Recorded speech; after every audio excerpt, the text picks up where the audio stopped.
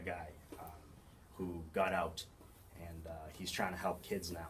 And he was a gang member out here in Worcester, and he's trying to help kids now. He volunteered. He said, "Hey, I want to help you out. Anything I can do."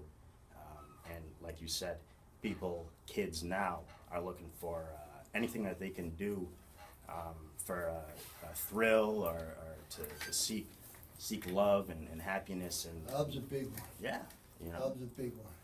And it's not just love. You say love and people think automatically they think of female. Right. You know, there's a lot of young men out there just looking for love probably from their parents and stuff like that. And they're just, I feel as though they're just not getting it. So they melt into a world of video games and chat rooms and all kind of become really, really withdrawn from society. Definitely. And that's what I think. It's kind of, for me, that's kind of sad. I don't see, even in the suburbs, I don't see kids running around on the street playing pickup ball or anything like that now. They just sitting around vegging. Definitely. Want to say something? Yeah. Oh. So I wanted to know what's the two paths and what's the one choice. All right. So I was hoping somebody was going to ask me about that. This is a great story that actually a young teenage girl told me about this story. So two paths, right? One goes down to change. One is not changing. And I ask people, what is what path or river? Let's call it rivers. What river do you think is more turbulent, changing or not changing? And the people sometimes will say, well, I think changing is easier, or I think not changing is easier. But the real answer is, it's always easier not to change. The easiest road is to stay doing what you're doing. So I said two paths, right? So you have two paths. You're at a fork in the road. You have one choice. You can either go down the left or the right, and you have to deal with the consequences at the end of the path. That's how it always is, and that's what I'm trying to tell the kids. That's what I'm trying to tell the moms and dads out there.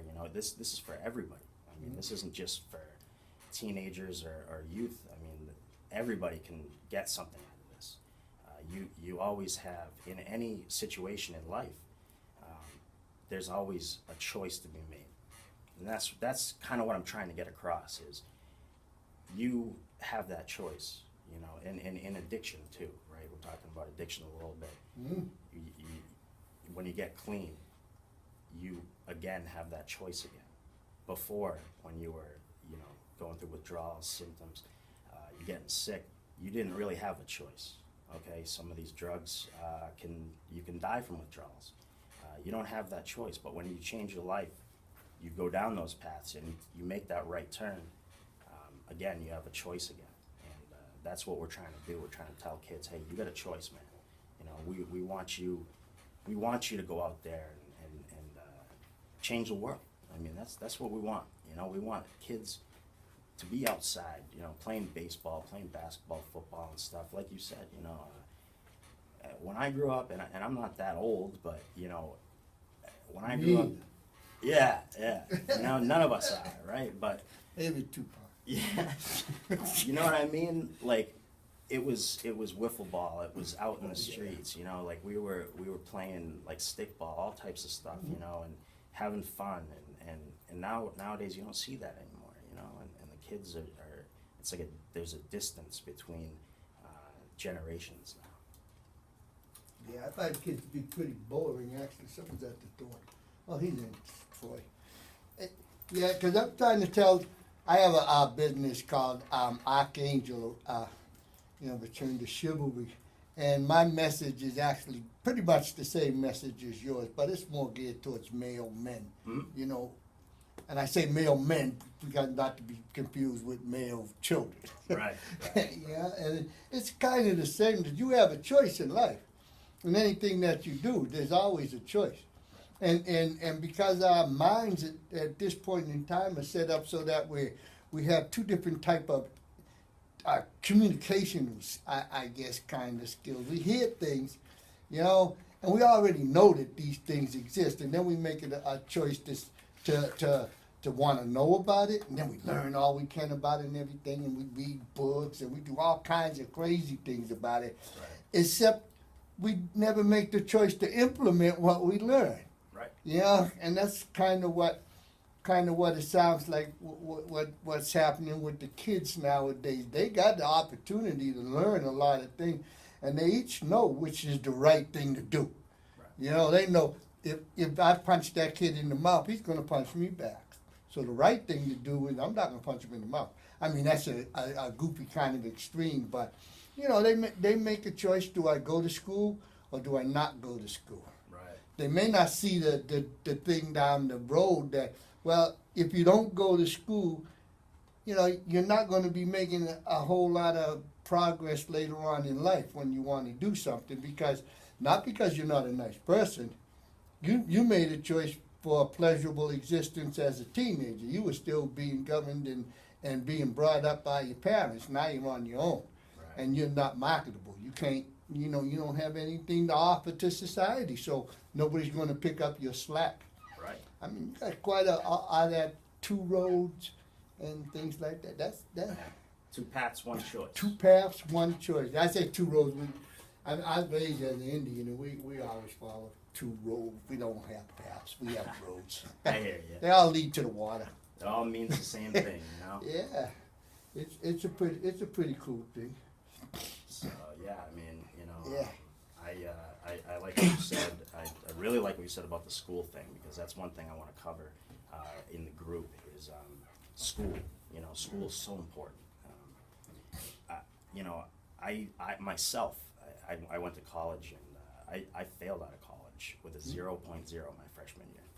Yeah, Yeah. you was having a party. I was partying out there. I was doing my thing, you know? Yeah. So it's not like, you know, I often see, you know, kids can connect sort of with people who have kind of done what they are trying to do, you know? And, you know, I personally made some changes in my life, and that's what I'm trying to do is give back my story and other people's stories that can connect. Yeah. And that's the next thing I wanted to know. What's your story? I know I've heard to the point where you were a correction officer, but what's your story, you know, to bring you to where you are right now in the 2 paths and the 1 choice? All right, so, you know, I grew up in Gardner. Gardner's small, you know, little city. I guess they call it a city, but I mean, it's a small spot, you know, and, you know, like I said, I was out there, athlete my whole life. Grew up, mom and dad, good family, you know, and I was making the wrong choices through the majority of my life because of myself. You know, it wasn't because of my mom, it wasn't because of my dad. It was myself, it was my choices. And one thing led to another, you know, it was hanging out with the wrong people at the wrong time, drugs and alcohol. You know, back then, years and years and years ago, was when the OC problem was huge. Yeah. OC80s, OxyContin, and we were all out there. You know, all the guys in Gardner were doing it. You know, and it was crazy, man. You know, and it was wild. You know, I was out there for a few years. You know, and making bad decisions. You know, and I'm not a bad guy. You know, but I just made bad choices. Yeah, I can relate to those bad choices. My son, I just lost him 6 months ago. He died of heroin overdose and stuff. He wasn't a bad guy. He was a good guy. Right.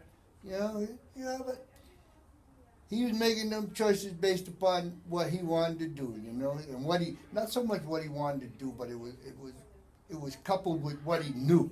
Right. You know, it was hard to get him to make a choice to be something he knew nothing about at that point in time. It was too late. Right. You know, the only thing he was knowing about was wanting to try to get himself not sick. Mm-hmm. Yeah, but he never lost his ability to be a person. He never lost that. He'd be giving a helping hand and stuff like that, and that's what it sounded like you were like. You were still a person, but the choices you made were dictated just what path that you were going to walk down, you know? Yeah. At least for a while. I'm kind of the type of person that I say two paths, one choice. Yeah. I personally was going down the wrong path consistently. You know, I made the wrong choices with drugs. I made the wrong choices with my relationships. That's, you know, other things we're going to talk about in the group. You know, relationships, family, bad encounters with law enforcement. You know, and that's the topic for a different day. But you know, what I'm saying is, these choices ended. You know, almost ended my life, is what I'm trying to say. I was in a bad spot, and you know, the way that things work out, it just worked out for me, and I had the willpower and the strength inside of me, the way that I was raised, and how things went. You know, in my life, I went to a spot to get better, and you know, I kind of, as I got better, or even it was like I think it was like 3 days in when I was getting sick, and you know, things were just terrible, and I started living by a quote. It says, "Don't give up, don't ever give up," and Jimmy Valvano. He's like, it's on my wrist. I have it on my wrist, and every time I look down, it reminds me, hey man, you know, like, just don't ever give up, man. Don't ever like give up on what you're trying to do. You can live by Jimmy V's words. Who's Jimmy V? Jimmy Valvano. I don't know. He was a NC basketball State. coach for Villanova. Okay. He ended up dying from cancer. Yeah. It was North Carolina State. Yeah, NC State versus NC Houston. State? NC State. NC State versus Houston. Let me do that. The alley. I mean, they do the last second shot, and the guy caught the alley and dunked it. Yeah. With Jimmy V. Jimmy V, man. NC State? NC State. Oh. Yeah. So you know, I lived by that little quote, you know, and I'll never forget it, man. I was in a hospital, and my dad kind of raised me that way, like, you know, don't give up on what you want to do, man, you know, and at that time it came and it helped me at that time when I needed it, you know. What's up, brother? And like I said, man, that's what it's about, you know, not giving up, man. You know? Don't give up. I remember that was my first shirt I made. Yeah. In high school, I was in a print shop. True punching the Never give up is the first thing. Yeah, nah, it was was it? No, home ec. No, it was silk screening. This is back when they had trades in school. This is a long time ago, in 95. And Jimmy V, Yeah. don't give up. I cut out the whole screen. I put it on my shirt, you know, and then lo and behold, my mom's ended up passing from cancer. But that was, I caught chills when you just said that, because that was real touching for me. And even still to this day, that still holds true, you know, for me, to keep me motivated and to keep going, because I feel society will push you, it'll keep beating you down. It'll keep beating you down. Just don't ever give up on what you gotta do, man. You know, like, you gotta do what you gotta do in life, you know. And when I was working in the Department of Corrections, I met a lot of people that were in the worst area of their lives, you know. Like, when I was working in solitary, and guys were chained to the ground in cages, you know, plexiglass next to them. Some of them were in glass boxes, you know. It's crazy stuff, man. And I'm here, you know, and I'm saying, man, like first of all, I question myself, who am I to tell this guy, like, don't give up, man, you know? But then I'm like, who am I to not tell this guy not to give up? Like, maybe if I tell this guy, like, you know, man, just, I know you're in a bad spot right now, but just don't give up on what you're trying to do, man. You know, if you want to see your family again, you want to, you know, get to a minimum, or you know, have a contact visit again. You know, these guys are in the worst conditions that you can possibly imagine. You know, 23-hour lockdown, all that craziness, and That don't sound nice. I've never been to jail, so I don't go there. it's crazy. Nah, way back in the day, I helped start that Scared Straight program with Bonnie Gorman. She was a nurse out of Boston and stuff. It wasn't that good of a program, because there was no real credibility coming from our side. So you were able to talk to these guys because you had credibility based upon your prior life. Right. And how much of God did you bring into this play? Did you bring him in there at all? God, You're a cool guy, you know. God's a cool guy, man. God's not a guy. Yeah. Oh, here we go. He might be. I don't know what he is, bro. We ain't even make God have a penis. What happened? It's just weird that we make God have a. I can't hear you. Say Mike, Jay Thriller, Mike talk a lot. I'm in the building. It's just weird that we make God have a penis, man. It's just, So what does he have then? It's not a he. Wait, why are we going off topic? I just had to just throw that in there. It's just weird. It just feels like, hey, what kind of car did you fly today? You know, the cars don't fly. God doesn't have a penis. I feel you. But I think Cars too fly. yeah. Where did God play in? Where did God play in this?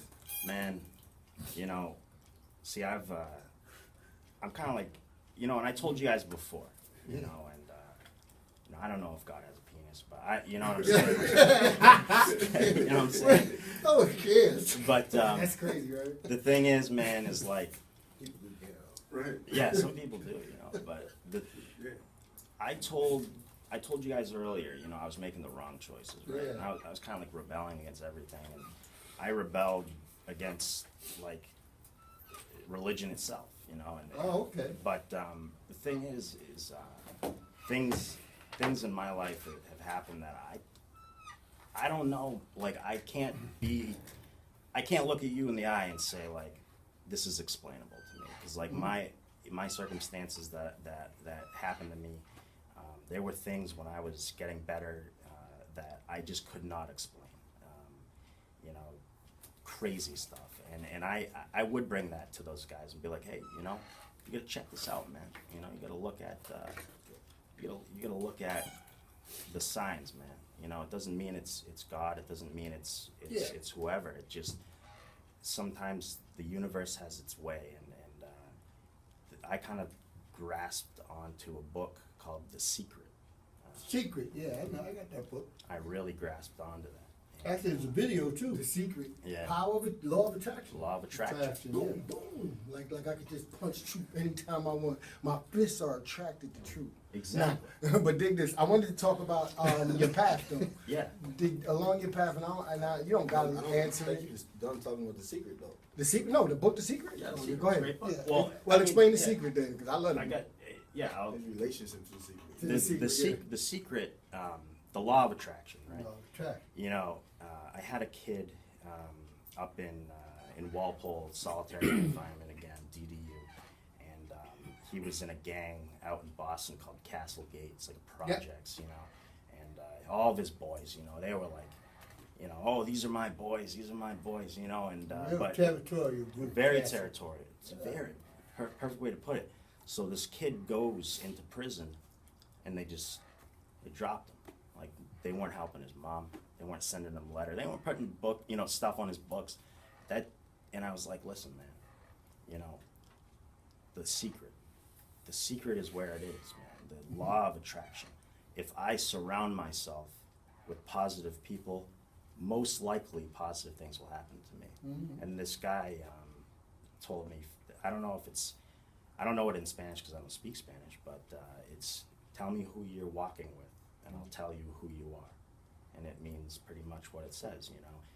If I'm, you know, they always argue it, but if I'm a CEO of a company, Oh, that's. I'm not going to be hanging out with, you know, a bunch of guys smoking crack. You know what I mean? Like that's. Or are you? I don't know. Or are You know Right. what? I was about to say. You know when I said that I was. Very and very, When I yo. said that I was like, these guys might come at me about this. Well, we won't be smoking with the crack. The crack people is- on the crack on on the the street. corner. Yeah, Yeah, yeah, maybe yeah. behind closed doors. Yeah. Or in the what do you call it, the business room. Yeah. Nah, Room so- where so- they meet at. Finish the story. Nah, so the dude you're So, talking about. yeah, I'm the talking to the attractions? kid from Castlegate about you know being with positive people, right? And the thing about where I was working is that they have an opportunity if they completed the program to go back to lower security. If you know they earned good time, things like that, they would take time off their solitary sentence. So I talked to the guy. I said, you know, listen, you got to be around positive people, and I said, take and anybody can do this. You know, everybody in this room can do this right now.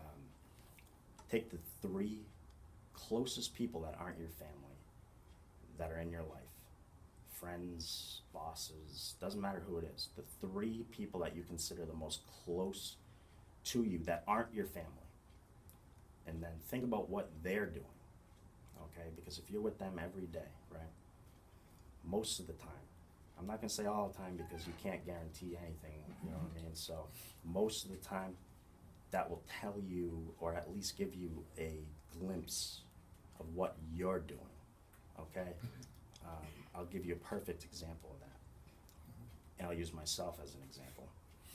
When I was out doing drugs, the closest people in my life was my ex-girlfriend, who was a drug user, my drug dealer. He'd be close. And he was like, yo, this guy, man, like, I mean, you know, bless the man, but like he's still out there, you know, like he's hurting, you know. But so is my ex-girlfriend, who was a drug user, toxic relationship with her every day. Drug dealer, reason I said he was in my life, closest person in my life, is because I talk to him every day, almost 3-4 times 4 a day. times a day. Yeah. Hey, what's up? You know, what are you doing? Blah, blah, blah, blah. You know, I need this, I need that, you know. And then the other person was a close friend. I considered him a good friend, but he was also using drugs. And I said, wow, you know, let me look at myself now, right? So I'm looking at myself and I say, what am I doing? You know, well, I'm doing drugs. All my good friends that, you know, I have friends that went to the Marines, I have friends that went to college, I have friends that didn't go to college, you know, I have good friends out there, you know, but they distanced themselves from me, and I more isolated myself from them, you know, and I lost them for a long time, and those guys they mean the world to me now, because when I got better and wasn't sick anymore and I was clean, those were the guys that came to the hospital for me. You know, yo, Sean, man, like, what do you need, brother? Like, anything you need, man, like, I'll help you out with anything. And it was like, that's, we're talking about when we first started love, right? You know, it's Yeah, more than that. when you were sick, it was a selfish type of a life that you were living, kind of. That's It what was seemed to be totally selfish. So you didn't need love. You needed what you needed. Right. You know, just to make you feel better. It was all about you. It was all inward. It was Oh. all turned inward. So you couldn't see your true friends as people. Right. You know, they were just insignificant to you at that point in time, you know, so you just treated them as insignificant. They was, yeah, I know them, they're my friends and all this stuff, but they really don't matter because they couldn't give you anything. All the other people, they could give you, at least they can direct you, say, well, you can get some good stuff over here. Exactly. You know, and good stuff over there, they can give you that. But then when you got better, you know, now the real love had to come in, and these guys never let you down because they were still people. They could see you as a person and see that you were hurting, where you couldn't see that. They could see you as somebody that was hurting, and you were ready to give them that love they need. Yeah, that's a powerful story you got there. They saw. That's a powerful I story. just want to tell him what he was thinking and Yeah, feeling, man. I wanna know. You was this and you was that. What happened with the kid though? What happened with the kid? Oh, With the Castle Gate. Because they Yeah. go to huh? Let me tell you. I'll tell you what happened. The kid ended up going back to the Max in Sousa, and he ended up hooking up with the guys, the Castlegate like crew that I was trying to get him away from, and he ended up like going right back to solitary confinement because he got like what they do. You know, it's STG, security threat group. If you do anything that's gang related, like stab somebody, even, you know, I know if you stab anybody, obviously it's not, you know, good Yeah, to you're do, going but solitary anyway. you're going solitary anyways. But if you do it, if it's Yeah, gang with your related, boys, they see you like, oh, Huge, why is he over huge. there with them? And he did it. Yeah, I know. You know what I Everybody's mean? just, yeah, assuming pretty much. but yeah, what you got? I mean, well, I don't need to speak to that, but like that thing is, yeah, I was gonna speak That's to that, but real though. I was upstate for a while, and you would think that in the way they talk about it like that, but it doesn't actually pan out that way. Like Right. somehow, like people end up back in poverty. You like, damn, like he already stabbed like 5 people. No. Like, And he's back in gym. like, damn, like you like. You know, like in the back of your head, like they create this environment, right? It's you know, insane. like you know that, like you want him in here because you know that he's gonna do certain things, right? But I have a strong opinion about that.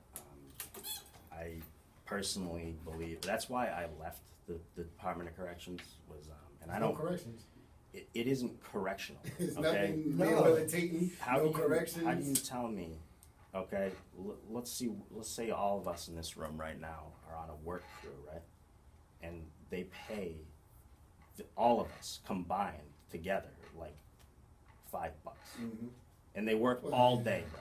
Are you kidding me? Like, and I saw that, and they're asking me to help these people, man, and I'm like, but I don't stand for that, man. That's not what I'm about, man. That's the history of prison, though. And Yeah. that's something else I want to talk about. Prime example of that was last year, not the years past, but last year when we had all that snow. They had the inmates out there paying them 30 cents an hour for what they was paying the other workers $30 an hour for the same exact work.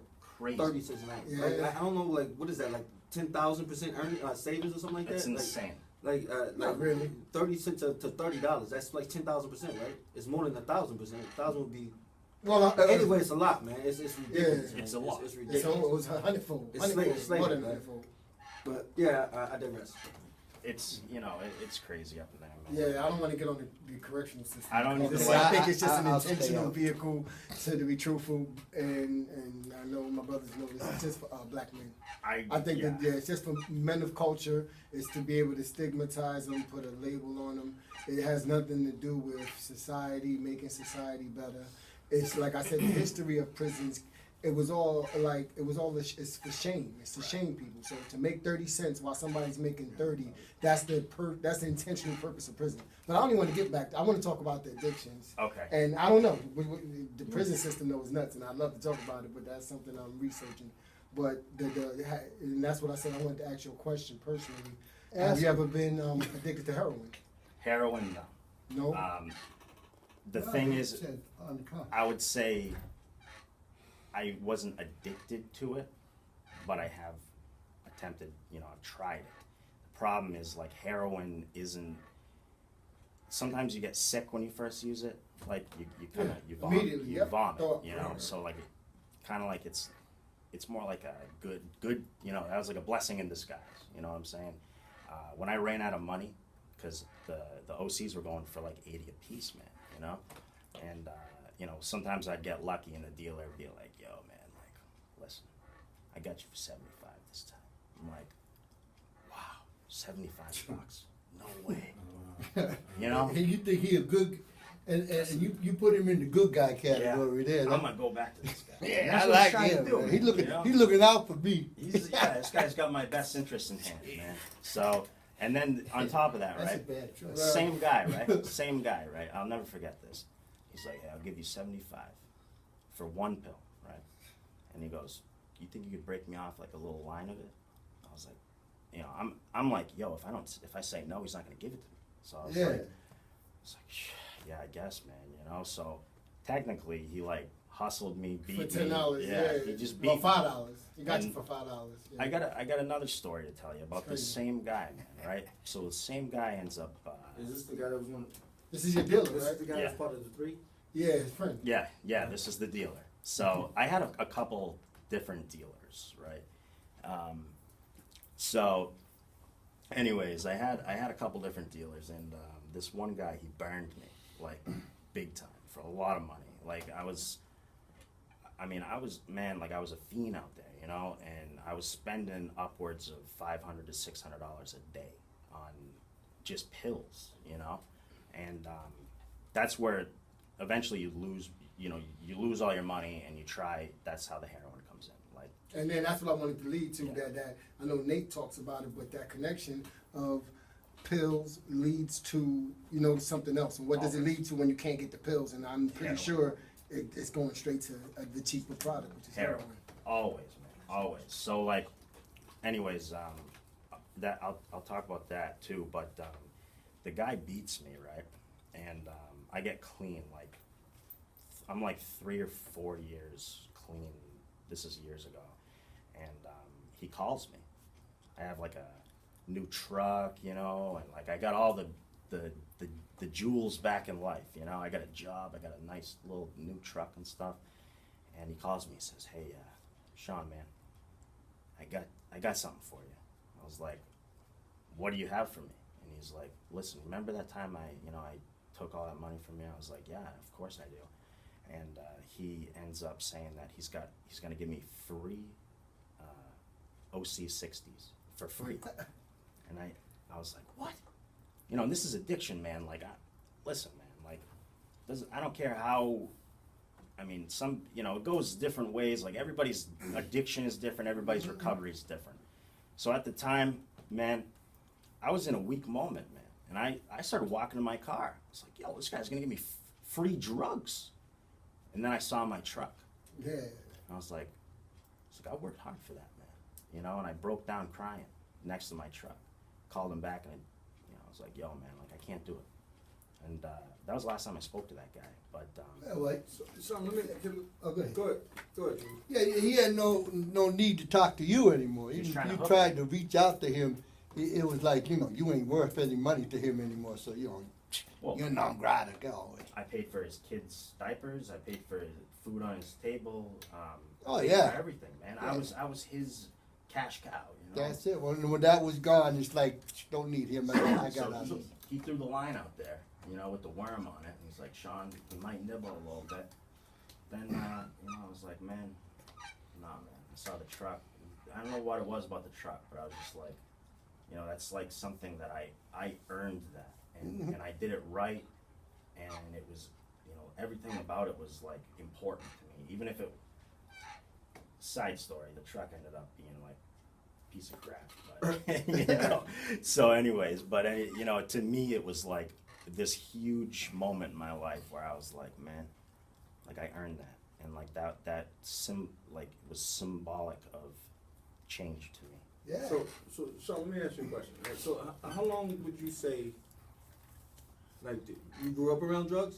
In drugs, I missed the first part of the show. Well, Gardner. I grew up in Gardner, Uh-huh. right? So Gardner, if you guys know, I know where Gardner is. Yeah, so like Gardner is a small town where everybody knows each other. There's a lot of bars, a lot of drinking, a lot of, the drugs isn't really like, it's not like out here really, it's different out here where drugs is like a huge thing out here in the big city, But Gardner, the weird thing about Gardner is, and I wanted to touch on this, I'm happy you brought this up,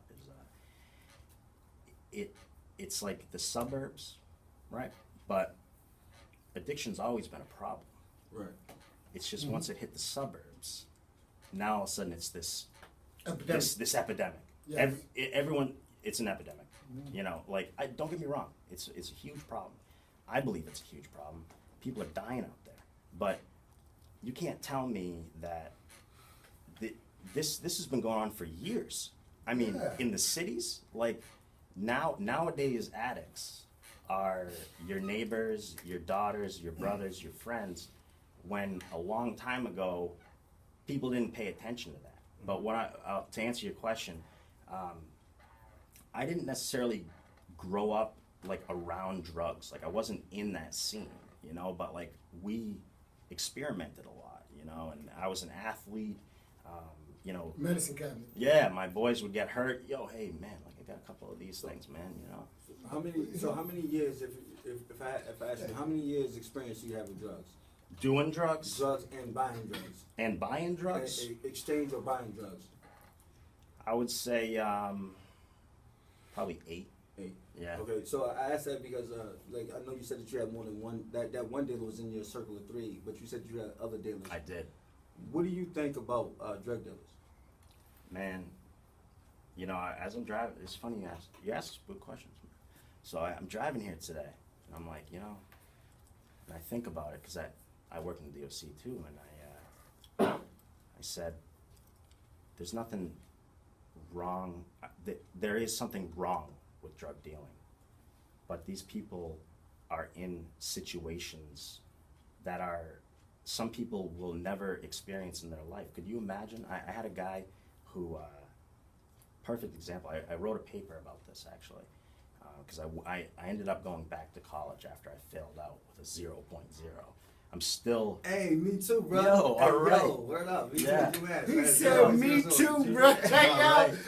No, I thought I was the only one ever. Yo, Here we go. 0.0, man. 0.0. Yeah. Nothing is consistent. People think I be lying, right? Yo. I was like, no, fam, 0.00. He said, I was like, me yo, too, you have, bro. my fault, my fault. It was cool, man. You Yeah, y'all know? gotta kick it off. Y'all gotta kick it. We're happy about this. We are happy about this. We're pumped I about don't feel this. like right such a now. weirdo. So what was the paper about? Go ahead. So I met a guy in I think it was NCCI Gardner, right? And he was doing some translation for me, and this guy was actually from Worcester, and he at the time I was kind of new to.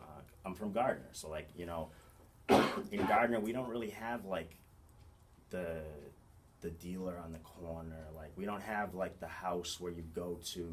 It's kind of like one person. yeah, you got like one guy. person in town. Call him Exactly. up. He gonna come Yeah. see you, same time, same place. Are you from Gardner? No, You know the talk, please. So listen. So here's the deal, right? He tells me, he's talking to me, and I'm like, man, like I don't really understand this game, like I don't get it. Why drugs? Like why this? Why that? So I wrote this paper, and the paper was about like the influence of environment on your life, right? So here's the deal, right? And I liked what he said to me because I used it for years and years and years after. So I grew up, my dad was a hockey player, he's a goalie. He played goalie his whole life. So what do you think I am? I'm a goalie. Mm-hmm. I played my whole life, all right? So I played hockey. I grew up watching hockey. I love the Bruins. He brought me to the ponds. We skated. He taught me how to skate. And then I became a goalie just because that's what I saw every day. So I say that to say this. This guy tells me this story, and he kind of connects it with what I was thinking. And he said, listen, every day I walked out of my house, I saw drugs. I saw prostitution. I saw guys with guns. And he was, he was a gang member too, and he was like, listen, I saw the flags, the colors. It was something that I grew up around.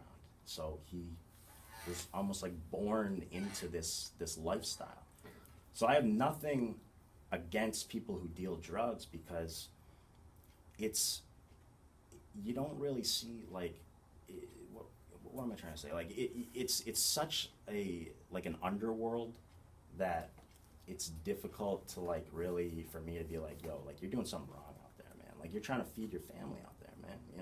Some people don't understand that, like how hard it is, Real quick, and I get out the way. The follow-ups, I appreciate the insight on that. I would appreciate any answer. I just really, because I thought it was a good question to ask based on the story that you shared. Definitely. And you seem to have like good insight and sensitivity around addiction in general, right? So Yeah. addiction is complicated. Jesse L. Williams said I forgot what the project was called, but he was the first black man I heard talk about the impact of drugs in the black community. Yep. Black community has like a schizophrenic relationship with drugs, right? Right. So now like it's actually what decimated. Just the tool, like crack is set back. Black people still haven't recovered from what crack did. Crazy. And it decimated the black family structure. And now, however, it's glorified and amongst the men because we're largely unemployed and we find our manhood through those resources, right? So my relationship with drug dealing was different. Like, so I seen kids who like their mother was gone, their father was gone, 9 years old, and Right. they're the oldest. They have to go do something. Yep. You're a drug dealer at 9. Right. Regardless of what you're saying, you're dealing drugs. If you're doing that at 9, you're going to be normalize that in a different way. But to the point, the other point is, in UMass, even though I came up with a 0.00, I learned a hell of a lot. Right. And I learned about white drug dealers. Definitely. And they're not carrying flags. They didn't grow up in it, but they know about money. They know it's a ton of money. Right. The profit margin is ridiculous, Right. and they got the best drugs. Yeah. And so, but they're doing it for reasons too. So anyway, I just wanted to add that. We got a kid, I think there's a story out there, the kid who paid his way through Harvard or MIT dealing drugs. Of course, Yeah. it's happening all the time. Yeah, it's crazy. Crazy, man. Yeah, but that's deep. And then I wanted to go into the overdose because I know recently there's been a string of overdoses, and I hate the way the media And I hate the way people are trying to portray like drug addictions and drug dealers like they're two totally different entities when they're the same. And so I'm listening to the white supremacist station, and you got Joe Early making an announcement saying that Fitchburg is deemed to have a bad batch of heroin circling the streets. Now, yo, I'm rolling right now because I'm thinking like, yo, if anybody's listening to this radio right now and has a dope addiction or heroin addiction, what do you think they're gonna do? And I'm gonna ask you that question. All right. I love it. That's hilarious to me. Yeah. I mean, it's like a bad batch of heroin, right? So here's the deal. Everybody's ODing, right? Yep. Where do you think they're gonna go? Because they got the fire out there. You know what I'm saying? Like, we're going. You know, that's where we're going out there. You know, but like, I'm seeing people now at the terminal. They're trying to get to Fitchburg we're going right now. Like, yo, give me the bus tickets. I'm walking. I'm crawling. I'm going. You know what I'm saying? You think that's true? I mean, you think that so if they know, because the incident that happened in Fitchburg, I think 10 people overdosed and 3 people died. From this. But I don't know. I don't think that every heroin user is gonna say, "Let me go to Fitchburg to get the dope that's gonna kill me." You know what I'm saying? Right. Because Right. I really believe that people that use heroin are trying to use the heroin that's gonna get them nice but not kill them. Right. You know? Not all of them. Yeah, go ahead. Yeah, and like, you know, it's all about what it's cut with and what's in it. Yeah. So I think if people know if it has like fentanyl in it or rat poison, they probably won't try to get it. But I don't know. Yeah, you're right. My sister was a huge drug dealer. She wasn't small time. My sister was she dealt drugs in like 8 states. Yeah. She was huge. She was not even small like that. Mhm. And people, Congratulations, she did. Yeah, I don't. It killed She her. get Don't the worry hustle about it. She did now. Hustle of the year, man. Come on, that's not funny, man. She be all right with that. But that kind of media thing, even if it wasn't a media thing, if you hear about there's some drugs over here, people going over there, they don't have the mindset to saying that the drug's going to kill me. They're going over there because this is going to give them a good high, and that's why they're going over there. Oh, somebody call the police. Call emergency. Sorry. I'm all right. I'm good. Emergency. What do you mean? You just call it 911. What do you call it? I know my statement. You all right?